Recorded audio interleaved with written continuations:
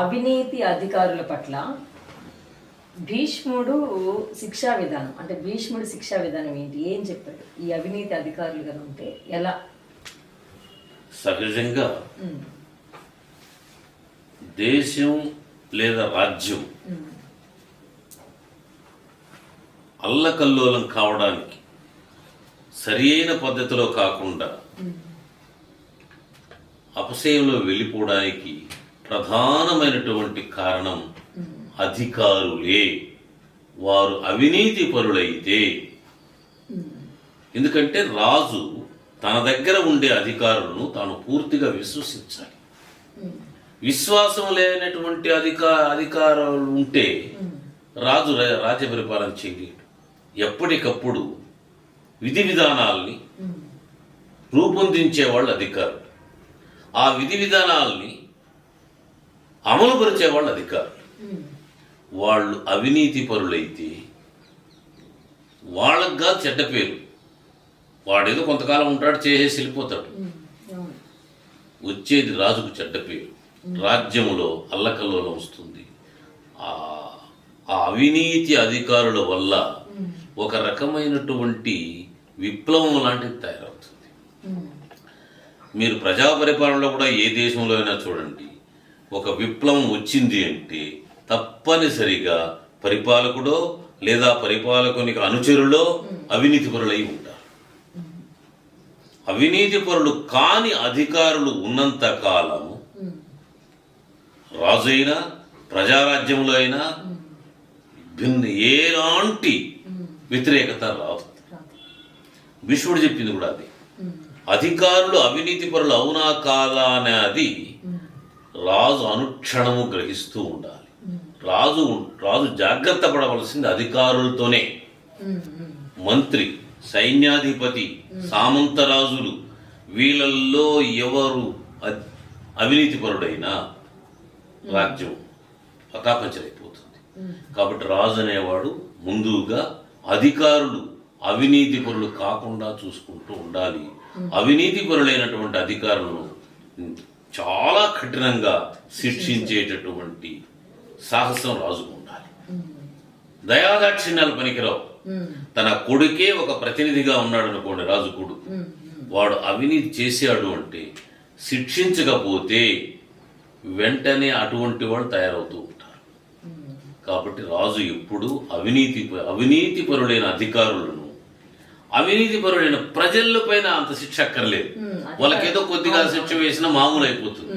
కానీ అవినీతి పరులైన అధికారులను మాత్రం కఠినాది కఠినంగా శిక్షించాలనేది భీష్ముడు చెప్పింది, భారతం అదే చెప్పింది. ఇంకొకటి గురుగారు, ఖైదీలు. ఇప్పుడు మనకి ఆ రోజుల్లో ఇప్పుడైనా ఈ ఖైదీల పట్ల రాజు కఠినం చూపచ్చా, అంటే కఠినత్వాన్ని చూపించచ్చా? ఇది రెండు రకాలుగా ఉంటుంది. ఇప్పుడు గూఢచారులు ఉండాలనుకుందాం.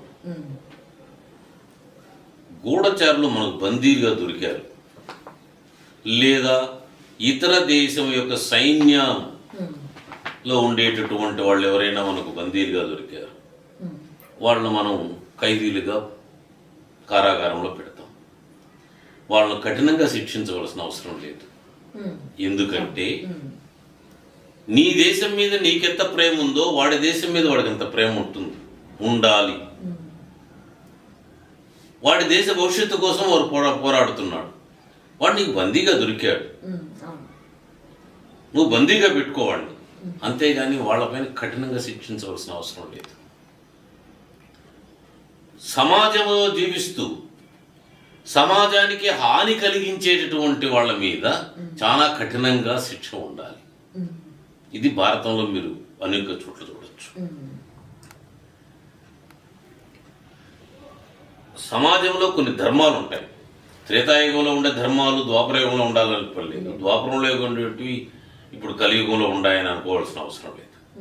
యుగ ధర్మాలు ఉంటాయి.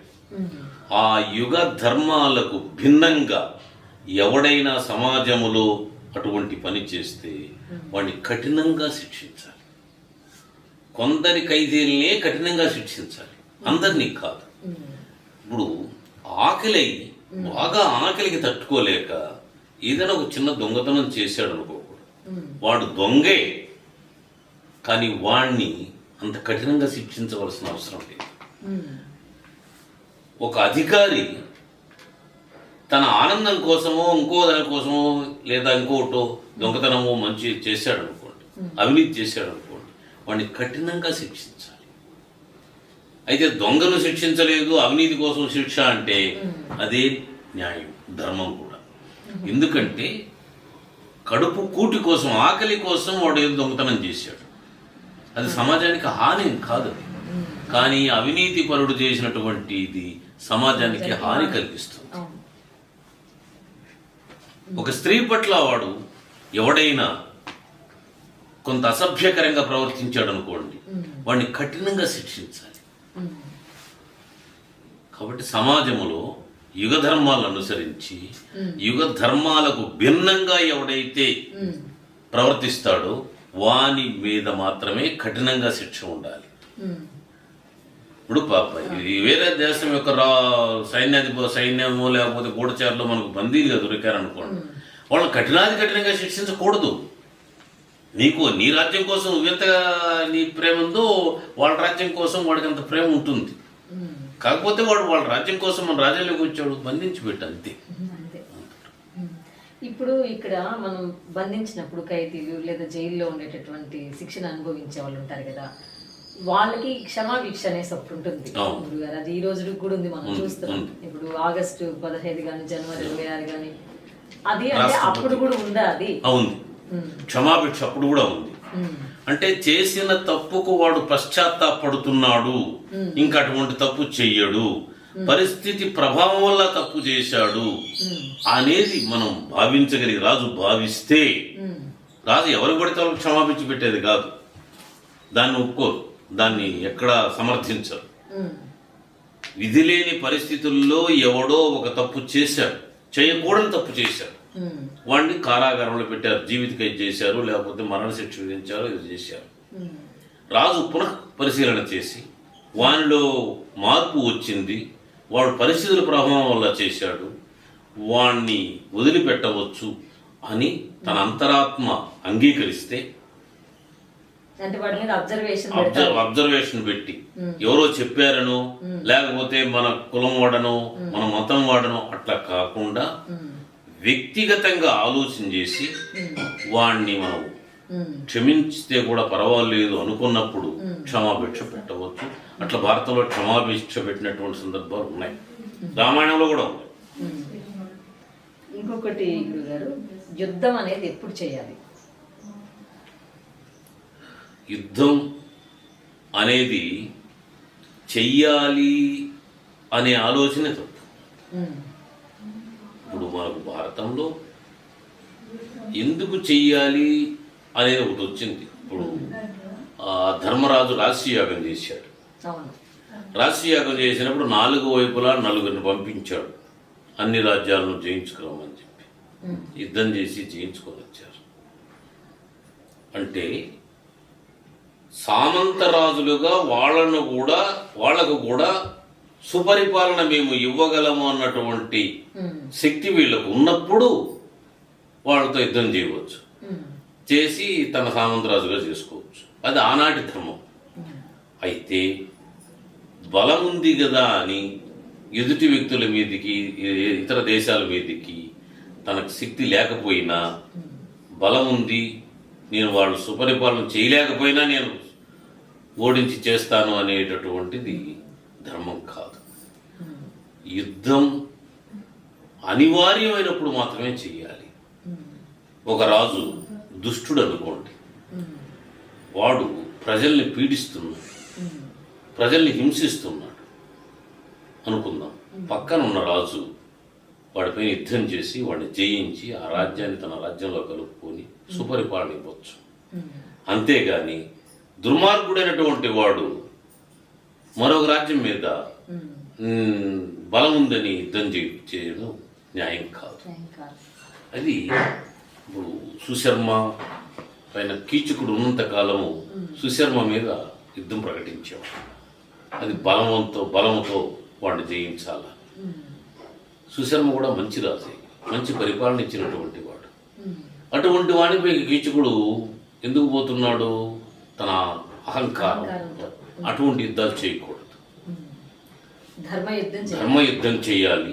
ధర్మయుద్ధం అంటే కూడా ప్రజలను పీడిస్తున్నటువంటి రాజును జయించాలి తప్ప ప్రజారంజకంగా పరిపాలన చేస్తున్నటువంటి రాజు మీద ఎంత బలవంతుడు రాజైనా సరే యుద్ధం చేయకూడదు, ప్రకటించకూడదు. చాలా మంచి విషయాలు చెప్పారు. శాంతి పర్వం చాలా పెద్దది మహాభారతంలో, కానీ అందులో నేను ఒక నీటి బిందువంతా మీ దగ్గర నుంచి నేను స్వీకరించాను. అయితే గురుగారు, ఇప్పుడు చివరగా ఈ మహాభారతం చదవడం వల్ల కావచ్చు, వినడం వల్ల కావచ్చు, నేటి సమాజం ఏం తెలుసుకోవాలి? ముఖ్యంగా యువత ఏం తెలుసుకోవాలి ఈ మహాభారతం నుంచి? అంటే ఆ రోజు ఉండేటటువంటి న్యాయ వ్యవస్థ కావచ్చు, మీరన్నట్టు ధర్మం కావచ్చు, సత్యం కావచ్చు, ఇలాంటివన్నీ ఈ తరంలో ఉండే పిల్లలకు కనీసం ఈ సత్యము, న్యాయము, ధర్మము అనే విషయాలకు కూడా అర్థం తెలియకుండా ఉన్నారు. చాలా మంది ఏమనుకుంటారంటే, అది మీరు ఇచ్చే సందేశం ఏంటి అసలు? చాలా మంది న్యాయం, ధర్మం వాటి వ్యత్యాసం తెలియదు. అలాగే సత్యము, నిజము ఈ రెంటికి కూడా తేడా తెలియదు. రెంటికి పూర్తి వ్యతిరేకం కాదు. నిజం అనేది సత్యములో ఒక భాగం మాత్రమే. ఎవడైనా నిజం చెప్పొచ్చు, కానీ సత్యం చెప్పడం చాలా కష్టం. సత్యం ఎవడైతే చెప్పగలడో వాడే నిజమైనటువంటి పురుషుడు. అందుకే మన వాళ్ళు అన్నారు, సత్యం బ్రూయాత్ ప్రియం బ్రూయాత్ అని. ఆ సత్యానికి నిజానికి ఉండే వ్యత్యాసం భారతం చెప్పింది. ధర్మరాజు అశ్వత్థామ అతః కుంజరః అన్నాడు. కుంజరః అంటే ఏనుగు అని. అశ్వత్థామ అనే ఏనుగు చచ్చిపోయింది అని చెప్పాడు. ధర్మరాజు నిజం చెప్పాడు, సత్యం చెప్పాడు. సత్యం ఏమిటి? అశ్వత్థామ అతః అనే మాట వింటానే ద్రోణుడు బాణాలు కింద వేసేస్తాడు అని తెలుసు ధర్మరాజుకి. తెలిసినప్పుడు అశ్వత్థామతః అనే మాట చెప్పకూడదు. కుంజరః అని అన్నాను నేను అంటే తప్పది. నువ్వు నిజం చెప్పావు, కానీ సత్యం కాదది. సత్యం అంటే ఎదుటి వ్యక్తికి హాని కలిగించే ఏ మాట అయినా సరే అది నిజమైనా. ఇప్పుడు ఉదాహరణకి ఒక 90 ఏళ్ళ వృద్ధుడు హాస్పిటల్లో చేర్చాం. 2-3 రోజులు చచ్చిపోతాడని డాక్టర్కి తెలుస్తుంది.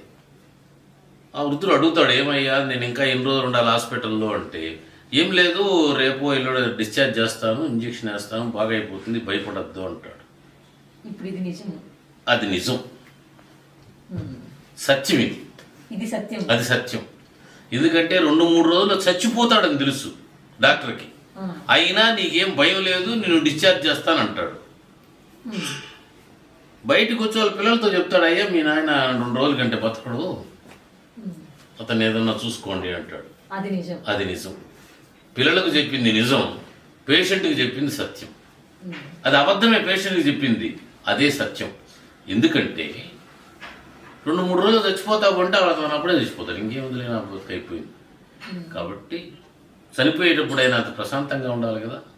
అందుకని డాక్టరు పేషెంట్కి ఎప్పుడు కూడా బాగవుతుంది, ఏం పర్వాలేదు, నీకు భయమే లేదు అని చెబుతాడు తప్ప ఇది కష్టం అండి, ఇంకా కష్టము బతికే అది చెప్పడు. డాక్టర్ చెప్పే సత్యం. అదే డాక్టరు మనకు చెబుతాడు, అయ్యా 2 రోజుల కంటే ఆయన బతకడు, అది నిజం. సత్యానికి నిజానికి కొంత వ్యత్యాసం, తేడా ఉంటుంది. సత్యం చెప్పడం చాలా కష్టంతో కూడుకున్నటువంటి పని. నిజం చెప్పడం కొంచెం ఇబ్బంది అయినా చెప్పొచ్చు. సత్యం చెప్పడం అనేటటువంటిది చాలా కష్టం. భారతంలో ధర్మరాజు సత్యమే చెప్పాడనే దానికి లేదు. అశ్వత్థామ అతః అన్నంత వరకు చెప్పి నేను కుంజరః అన్నాను, ఏనుగు చచ్చిపోయింది కాబట్టి ఆ ఏనుగు మాట చెప్పానంటే అది అబద్ధం. ఎందుకంటే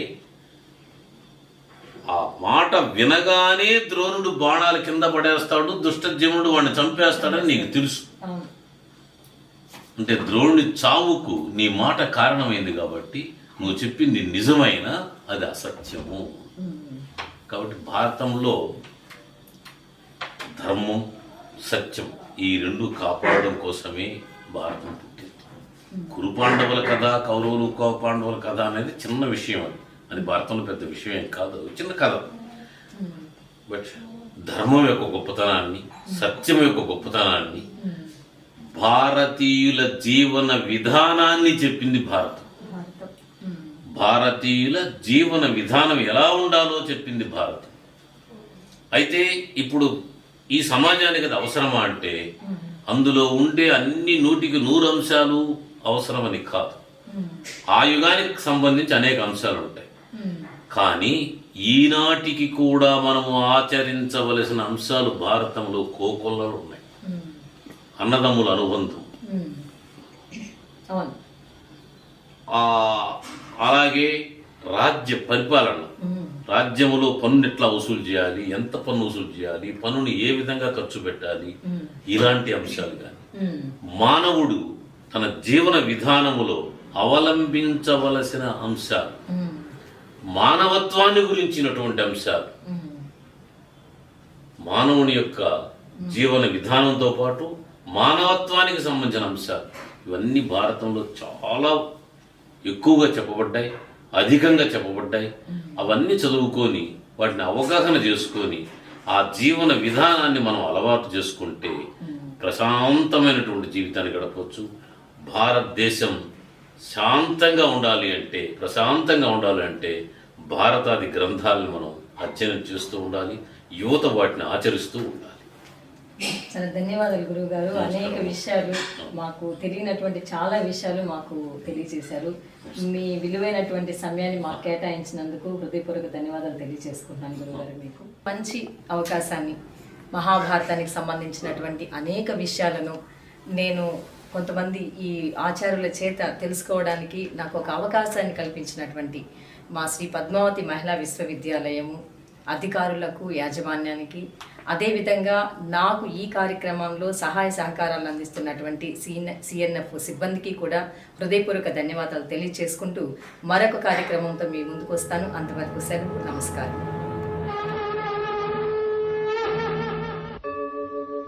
యదా యదా హి ధర్మస్య గ్లానిర్భవతి భారత అభ్యుత్థానం అధర్మస్య తదాత్మానం సృజామ్యహం.